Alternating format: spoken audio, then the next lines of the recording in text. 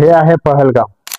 जम्मू आणि काश्मीरच्या सान्निध्यात वसलेले निसर्गनिमित स्वर्ग. इथे येणारा प्रत्येक जण आपल्या आठवणीमध्ये आनंदाचा पर्व साठवून घेत असतो. नदीच्या काठावर वाहणारा गार वारा, हिरवागार टेकड्या आणि पर्यटकांच्या चेहऱ्यावर निष्पाप हास्य, हे सर्व काही सुंदर चाललं होतं. पण कोणाला कल्पनाही नव्हती की या शांततेवर काळच सावट पसरणार आहे. आनंदाचे क्षण विखुरले जाणार आहेत. आनंदाचे हास्य आसरूने वाहणार आहेत.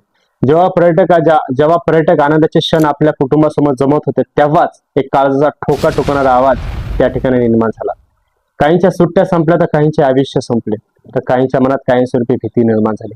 नमस्कार, मी मिरेश उजगरे, बोल भारी या युट्यूब चॅनलवर आपलं स्वागत. 22 मार्च 2025 रोजी जम्मू आणि काश्मीरमध्ये शांततेचं प्रतीक मानल्या जाणाऱ्या पहलगाम या ठिकाणी बेसरन व्हॅलीमध्ये दहशतवादी हल्ला करण्यात आला. असं सांगितलं जातं की दहशतवादी हल्ला करण्यापूर्वी आरू व्हॅली, बेटअप व्हॅली, मनोरंजनाचा पार्क आणि बेसरन व्हॅली या 4 ठिकाणी प्रथमतः त्यांनी पाहणी केली. पाहणी केल्याच्या नंतर त्यांनी बेसरन व्हॅली हे हल्ल्याचं ठिकाण निवडलं. त्याचं कारण असं होतं की त्या ठिकाणी कोणत्याच प्रकारची पोलीस सुरक्षा नव्हती, न सैन्य सुरक्षा नव्हती. या हल्ल्यामध्ये टोटल 26 जणांचा मृत्यू झाला, 12 जण जखमी झाले. या हल्ल्यामध्ये लोकांना धर्माच्या नावावर टार्गेट करण्यात आलं आणि यामध्ये विशेष म्हणजे सर्वचे सर्व पुरुष होते. या हल्ल्यांमध्ये मृत पर्यटकांपैकी जयपूरचे 32 वर्षाचे नीरज उदवानी हे UAE या ठिकाणी काम करत होते आणि सुट्ट्या असल्या कारणाने ते त्या ठिकाणी फिरायला गेले होते. तसेच सुदीप न्यूपने हे नेपाळचे होते. यांच्या व्यतिरिक्त AIB, नेव्ही या सर्व विभागातले ऑफिसर त्या ठिकाणी फिरायला आले होते. अरुणाचल प्रदेशचे इंडियन एअरफोर्स कॉर्पोरेशनचे तागे हालिया, इटली ब्युरो सेक्शनचे मनीष राजन, तसेच हरियाणाचे Indian navy lieutenant Vinay Narwal यांचा तर फक्त 13 दिवसापूर्वीच विवाह झाला होता. हनुमान साठी त्या ठिकाणी ते आले होते, पण त्यांना हे कुठं माहिती होतं की हनुमानच्या नंतर एक विधवा व्यक्ती म्हणून मला घरी परतावं लागेल. एका व्हिडिओमध्ये ते सांगत असताना असे म्हणतात की आम्ही दोघे भेळपुरी खात होतो. भेळपुरी खात असताना एक किस्सा आमच्या जवळ आला आणि असं म्हटलं की हा मुस्लिम वाटत नाही. असं त्या दहशतवाद्याने ऐकता क्षणी त्यांना गोळीने शूट केलं. असेच काहीतरी पुण्याचे पर्यटक आसावरी यांनी तिथे प्रसंग सांगताना असं म्हटलं की त्या ठिकाणी दहशतवादी त्यांच्या वडिलांजवळ आला आणि वडिलांजवळ आल्याच्या नंतर त्यांना इस्लामिक कलमा पळण्यास सांगितले. त्यांना त्या ठिकाणी तो कलमा न आल्यामुळे दहशतवाद्यांनी त्यांना गोळी मारली. इंडियन एक्सप्रेसच्या एका वृत्तपत्रातील बातमीनुसार हल्ल्याच्या ठिकाणी उपस्थित असलेल्या एका व्यक्तीने सांगितले की त्या ठिकाणी प्रत्येक जण आपला जीव वाचवण्यासाठी धावपळ करत होते. 20 मिनिटांनंतर इंडियन आर्मी त्या ठिकाणी आली, परंतु इंडियन आर्मी त्या ठिकाणी येण्या अगोदरच हल्ले करणारे कट्टरवादी लोक त्या ठिकाणी फरार झाले. IB चे विशेष महासंचालक असे म्हणतात की आम्हाला जी माहिती मिळते त्यानुसार या कट्टरवाद्यांबद्दल गोपनीय माहिती होती, मात्र तरी देखील कट्टरवाद्यांना हा हल्ला करण्यात यश आलं. ही एक अशी बाब आहे की ज्यांच्या योग्य प्रकारे विश्लेषण करणे आणि सर्वांना त्यातून योग्य तो धडा घेण्याची आवश्यकता आहे.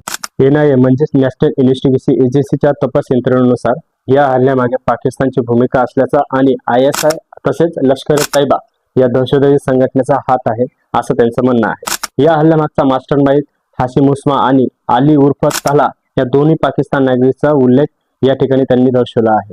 NIAच्या माहितीनुसार जवळपास 15 दिवसा अगोदर दहशतवादी भारतामध्ये घुसले होते. तेथील स्थानिक लोकांनी त्यांना आश्रय देण्याचा प्रयत्न केला व त्यांना मदत करण्याचा प्रयत्न केला.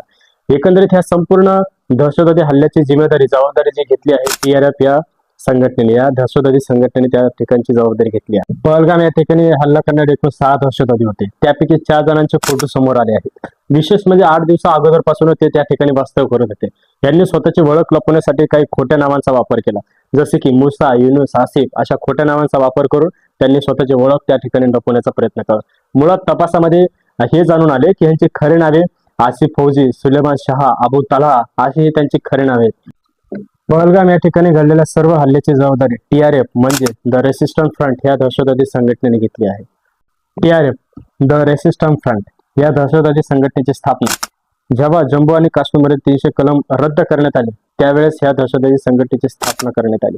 या दहशतवादी संघटनेचा मुख्य उद्देश भारताविरुद्ध कारवाया करणे आणि काश्मीरमध्ये अस्थिरता पसरवणे या दहशतवादी संघटनेचं मुख्य काम आहे. आणि ही TRF या संघटनेचे जे उद्दिष्ट आहेत, हे मुख्य उद्दिष्ट असे आहेत की भारत सरकार विरोधात प्रोपगंडा चालवणे, सामान्य नागरिक, पोलीस व सुरक्षा दलावर हल्ला करणे, सोशल मीडियावर भारताविरोधात भावना पसरवणे, काश्मीरमध्ये दहशतवादाला चालना देणे हे या संघटनेचे मुख्य उद्दिष्ट आहेत. आणि विशेष म्हणजे ही संघटना स्वतःला फ्रीडम फायटर म्हणून, काश्मीरमधली फ्रीडम फायटर म्हणून स्वतःला संबोधते. या ठिकाणी एक गोष्ट आठवते, डिसेंबर 2016 मध्ये एका रॅली दरम्यान देशाचे प्राईम मिनिस्टर म्हटले होते की नोटबंदीमुळे दहशतवादाचे कंबरडे मोडले आहेत. खरंच या ठिकाणी आता असा प्रश्न पडतो की खरंच दहशतवादाचे कंबरडे मोडले आहेत का? खरंच दहशतवादी हल्ले थांबले आहेत का? 2016 पासून ते आतापर्यंत जवळजवळ जम्मू काश्मीरमध्ये एकूण 9 हल्ले झाले आहेत.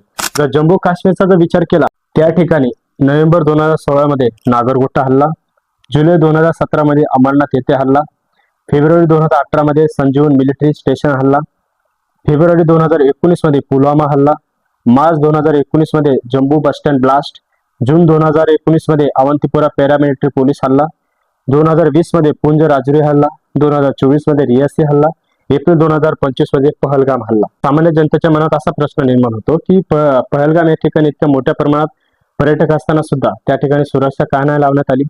रॉ, IB अशा इंटेलिजन्स एजन्सी भारतामध्ये असताना सुद्धा त्यांना पूर्वसूचना या दहशतवादी हल्ल्याची का नाही कळली? यातली यात वारंवार होणारे भारतामध्ये दहशतवादी हल्ले, या दहशतवादी हल्ल्याचा भारत सरकारला विसर पडले आहे का? आता या ठिकाणी हे पाहणं महत्वाचं आहे की या दहशतवादी कारवायाबद्दल भारत सरकार कोणते कठोरातले कठोर निर्णय घेईल, हे या ठिकाणी पाहणं महत्वाचं आहे. आणि या सर्व प्रकरणाबद्दल तुम्हाला काय वाटतं? तुमची मते आम्हाला कमेंट करून नक्की कळवा आणि असेच महत्त्वपूर्ण व्हिडिओ पाहण्यासाठी आमच्या चॅनलला सबस्क्राईब करा. धन्यवाद.